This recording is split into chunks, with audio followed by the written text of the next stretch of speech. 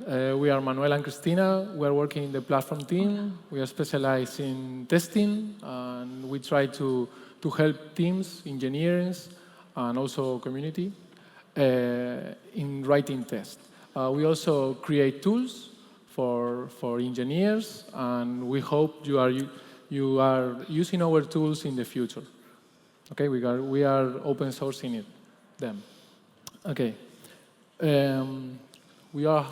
We have called this talk Testing Library from Hero to Zero because we have represented all this journey, all these hard tasks you have to do when you are doing testing with the labors of Hercules.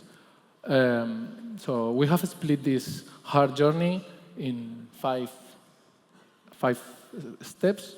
We are trying to introduce a basic guide how to write good testing, or what we consider good testing. Second, we will introduce unit tests, super easy. All of you know what a unit test is. We'll continue with mocks, the controversial part, the big brother of unit tests. And we'll continue with integration tests, and last but not least, end-to-end tests in library projects, plugins. Okay, let's start with testing. Okay. This is our first labor to write good tests. We want to share with you this quote: the biggest value of writing a test lies not in resulting tests, but in what we learn from it. In library, we don't want developers to write tests just the pure mission of having tests. Oh, this is really good. No, we have a lot of tests. No. We want them to think about the solution they're going to implement before implementing it. So the final solution will be the finest, the better they can do for it. So that's the main purpose. Okay? This is our guide to write good tests. A test should have only one reason to fail. If you have a failing test and you track back the error, you wanted to do it very quick. So if your test can fail for many reasons, you are lost. The time you spend in detecting the root cause is expensive, in time and in money.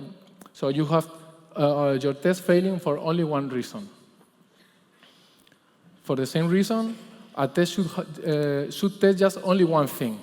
If you have many cases in the same test case, if it fails, then you will have to verify that all cases you are testing in the same test case.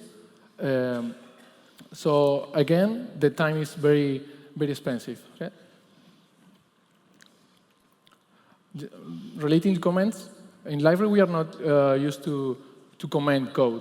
We prefer to have a good, clean code that is really, really easy to read. So the code is explaining what the purpose of the code. So if you add a comment, explain it why, not explain what it's doing that code. So explain why. What is the purpose? Avoid complexity. Conditional increase complexity. If you add an if, a loop, whatever you want to add, your test will be more complicated. Okay? Maybe you can find yourself wondering if you need a test for your test. If you have many conditions, many flags, Boolean flags, so avoid it, please. If you have this kind of test that completely you don't know how or why it fails, randomly maybe, you should invest time in finding the root cause.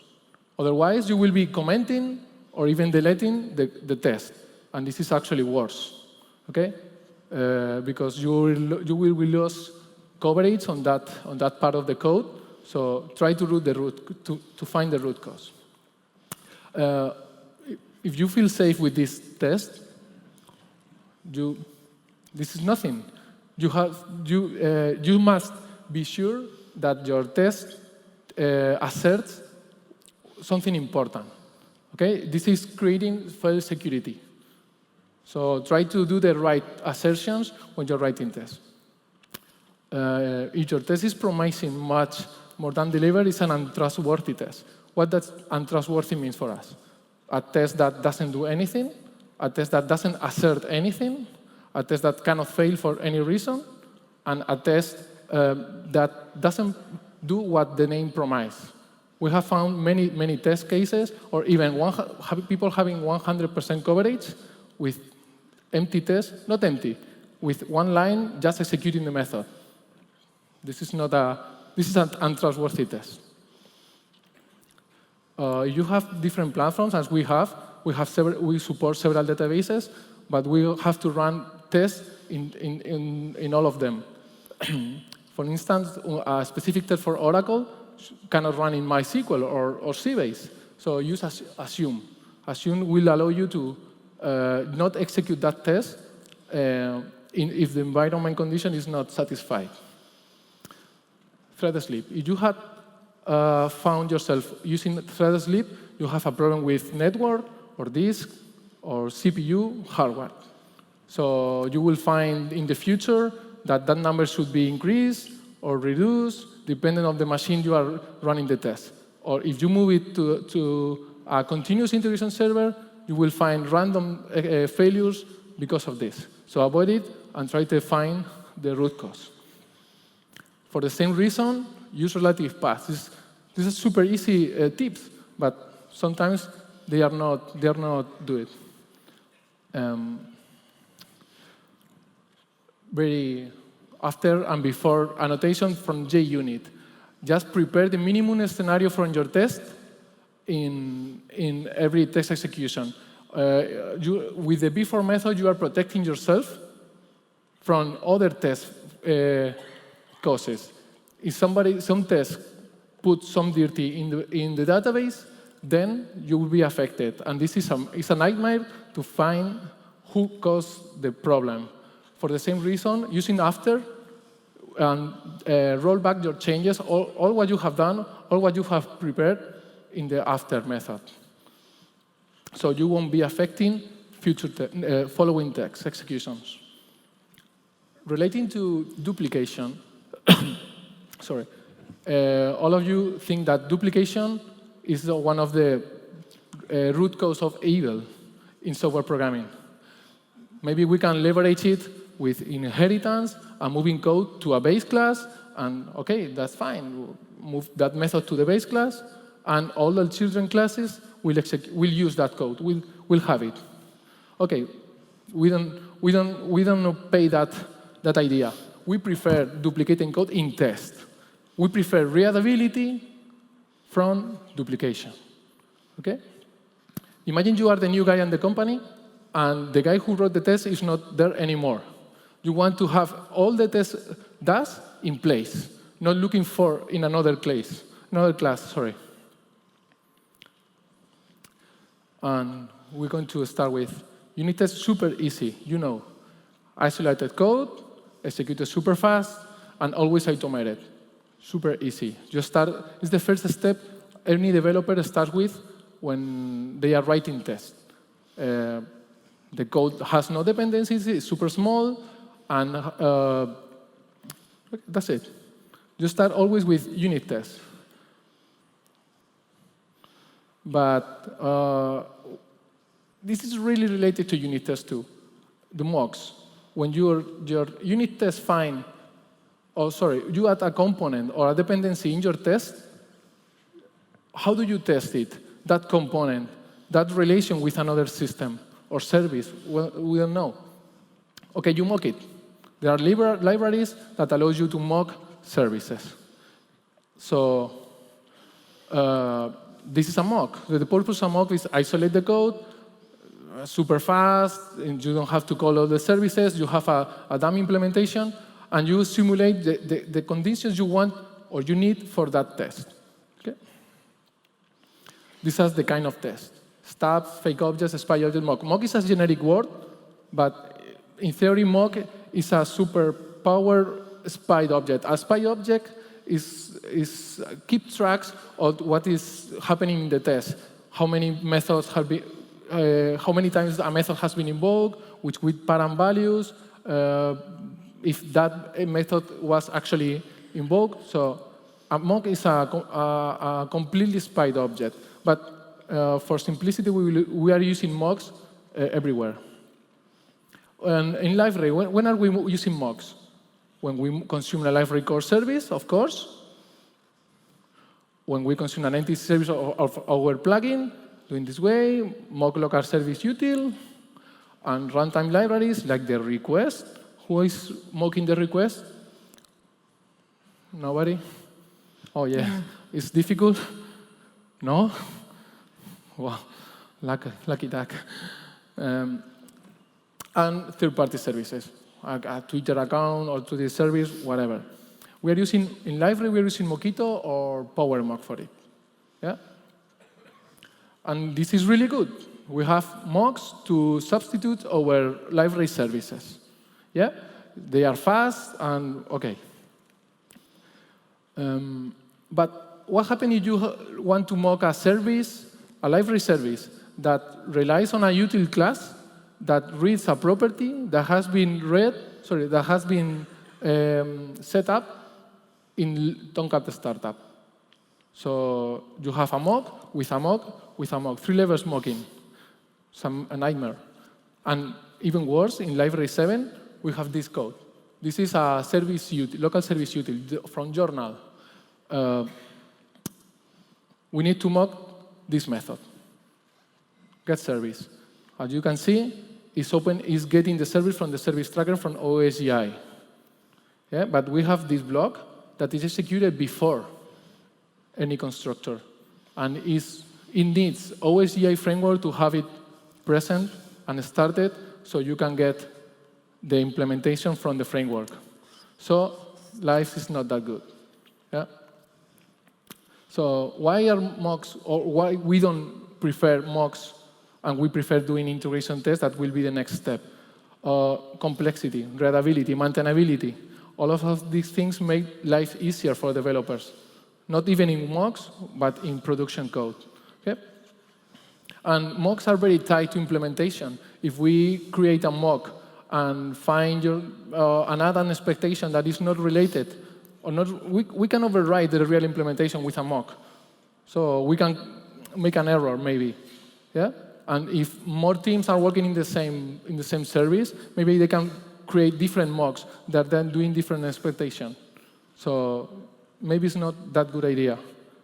The maintenance always. That's what I said. Some teams are working. I have heard this before in the conference on yesterday. Some of you said that you are working on different test cases, on different projects, and you have different mocks for the same service. Maybe you can have a library or corporative mocks. Carlos Sierra is the father of that word. I like it. And maybe you can have a team with the ownership of that corporative mocks and always using the same library of mocks. So our advice is, please do not mock. Move to the next step. Move a step further. Integration test for us. Yep. So this is the next layer. And we have code that depends on another. So it's not so fast as unit tests. You can automate it in your CI. You should automate it in your CI servers, and you have everything, or you must have everything. In Liferay, what is the current approach? You have a plugin, you need a runtime, and Liferay is the runtime. So you have to deploy the portlet in the runtime. This is what we did in the past. We create a test plugin, a plugin with test code, a GSP, we deploy it, we have a button in the JSP, and then click, execute the test, and print the results on the GSP. This is really ugly. This is not developer-friendly. So we were thinking about implementing a tool to provide developer-friendly way to execute tests using the shell or using the IDE, IntelliJ, Eclipse. So that's why we are using Arquillian. Yep. And in this journey, Cristina will show you how can we get to the Mount Olympus using Arquillian. Hi. Yeah. As Manu says before, mainly we need to create tests that test really small pieces of our code isolated, but sometimes we need to test how our code or how our Liferay plugin interacts with Liferay. So we are going to use Arquillian as our source to can fulfill this goal and make possible to execute real tests inside the Liferay container.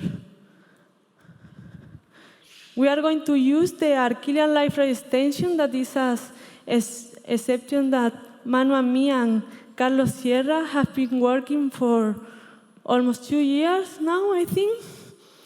And we are going to execute our tests in a real Liferay bundle using JUnit, but you can use test-ng or the framework that you want.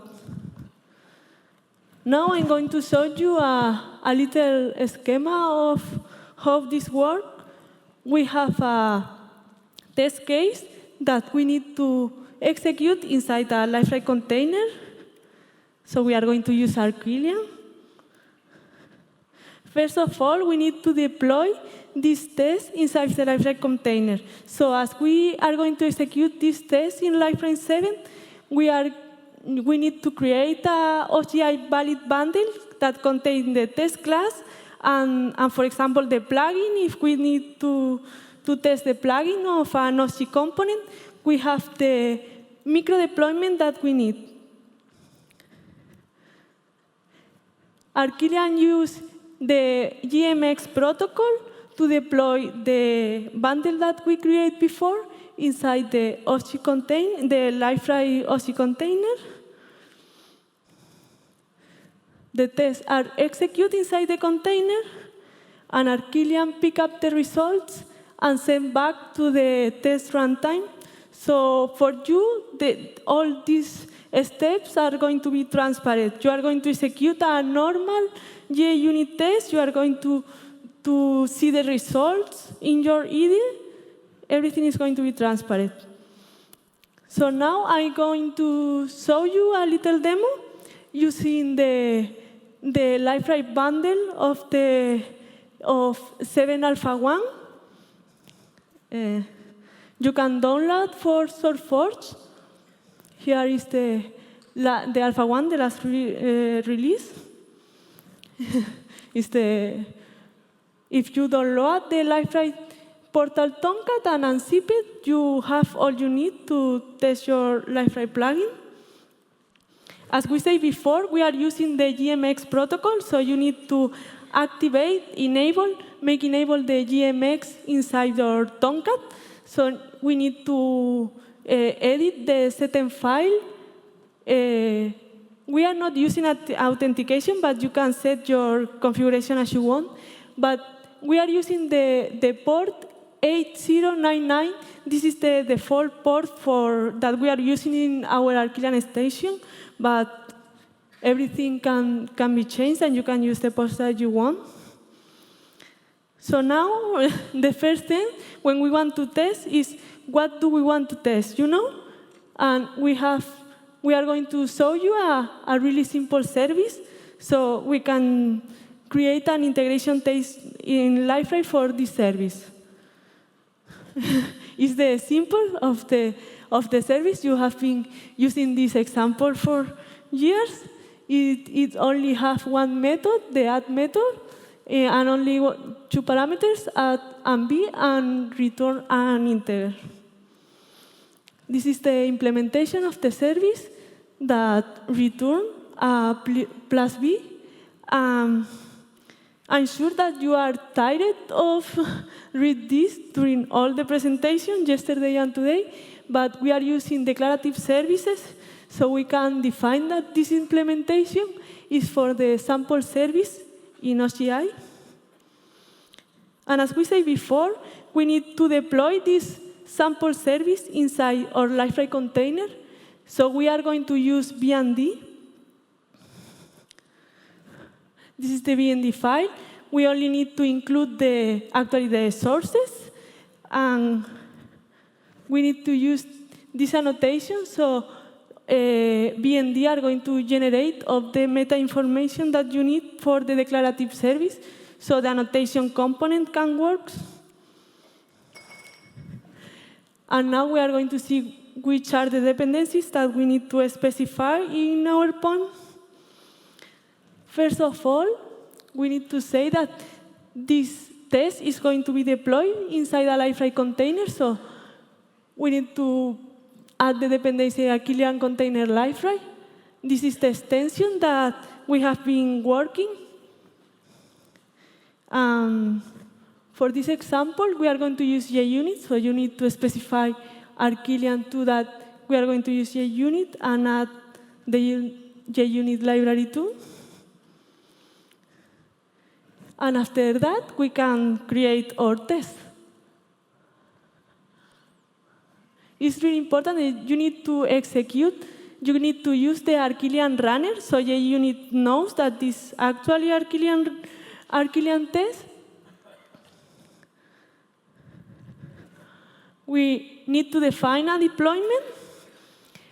In this case, we are going to use the BND file that we write before. If you use the BND project builder with a BND file, it easily generates a bundle jar file that you can deploy in your Liferay container. We have created this injection point.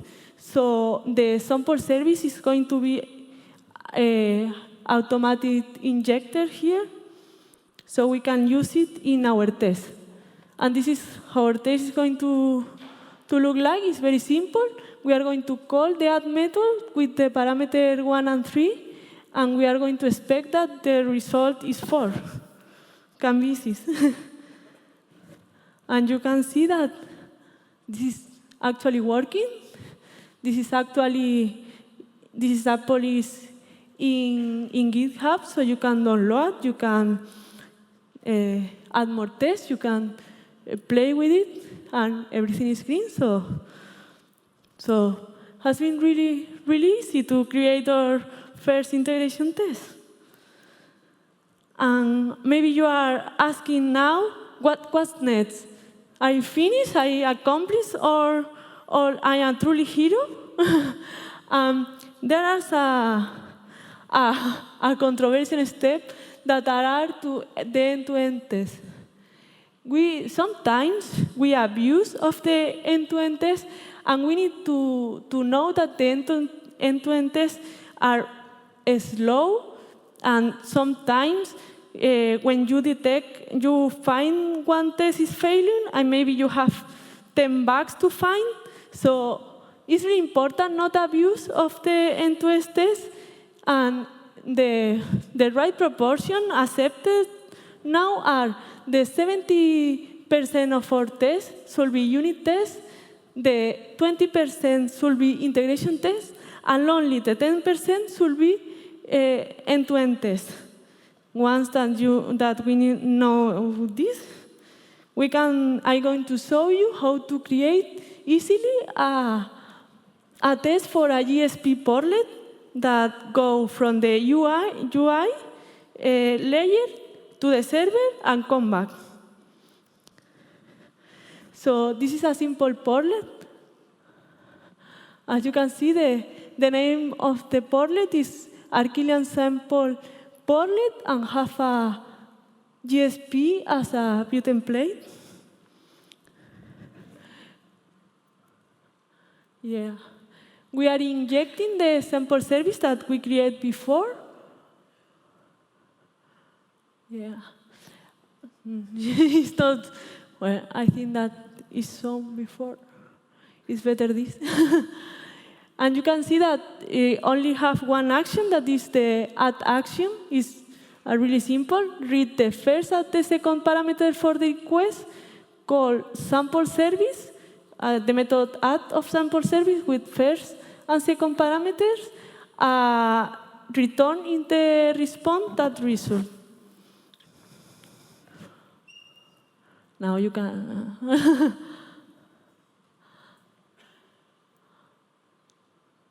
This is the view ESP file. It's really easy. You only have two input files for the first and second parameter, and a span where the result is going to be paint. We need to use a BND files too. It's almost the same that we saw before. We only have this interesting part that we need to define all the tag libs that we need to use in our test. Otherwise, our test, if some of these tag libs are not declared, is going when we use the view GSP file, it's going to fail. And with this way to write the capabilities, our test is going to be deployed, and if any one of these tag libs are not installed, it's going to fail. So we don't need to wait until compile the GSP file. We can know that we don't have what we need in the deployment. Yeah, we are going to use Graphene. Graphene is a really, really cool extension for Arquillian that made almost transparent to use the Selenium DROM and WebDriver in our Selenium test. We only need to configure in the Arquillian XL file the property browser.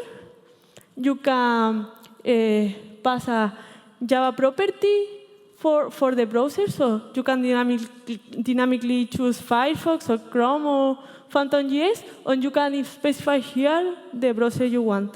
For our example, we are going to use Firefox. And this is our test. We need to add the annotation run as client.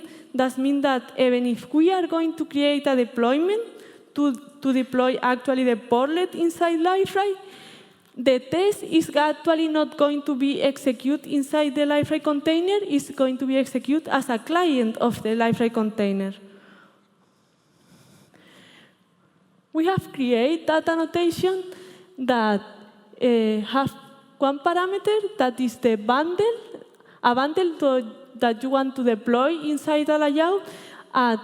This annotation inject a URL for you that has only a page with your portlet, so you can test it isolated.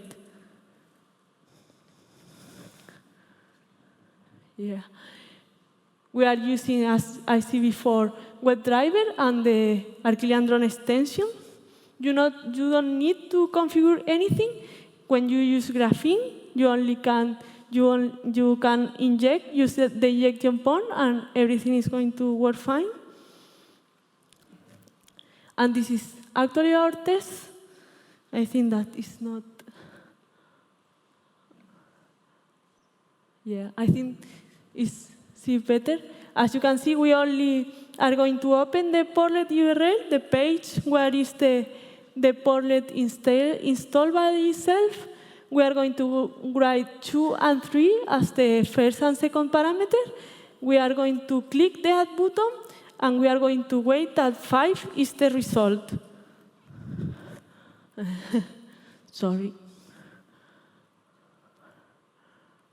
Yeah. And here we are.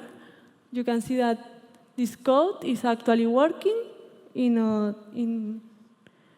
GitHub, and you can download and play with it also.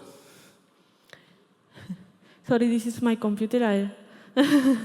It's really slow. But you can see that the Firefox is open, and everything is green, everything is working, and it's really easy to create a functional test. So after that, you are a truly hero, and you have accomplished all our Hercules labors. And maybe you are thinking what is coming, what's for the future, and we want to say that we are working in writing, made possible to write tests with the POC, behaviours, and use easily the pattern given them when. And also we are working on make work with our extension, the Warp Arquillian extension that allows you to use to execute client-side tests and make assertions in the server side. you can see all our code in this in GitHub, in this repo. If you want something to tell us, please write an issue. We are always checking out, and we will love that you ask us and give feedback.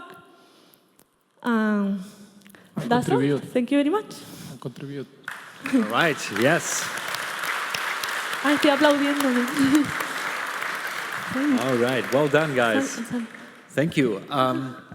Any questions for Manuel and Cristina? Yes? Do we have time?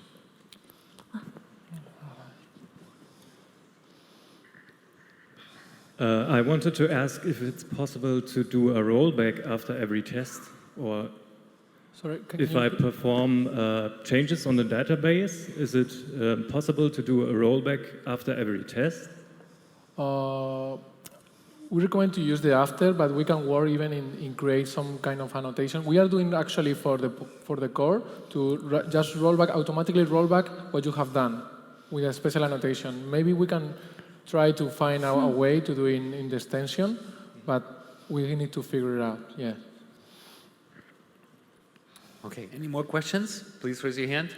Over here, there's one question.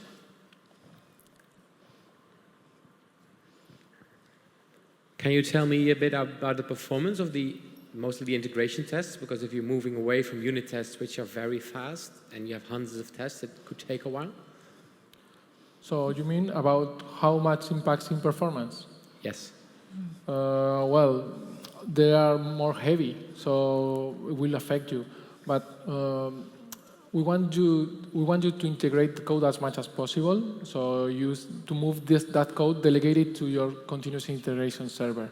So maybe in your local machine, you are running only one test. We like to use we call it development mode. You have a Tomcat running and execute, because of this improvement of modularization, you are working with a single piece of code in a module, and you only execute your module. We can even create some tasks to execute this batch of tests. But yes, you are right. It hits performance, but you moved to the CI server.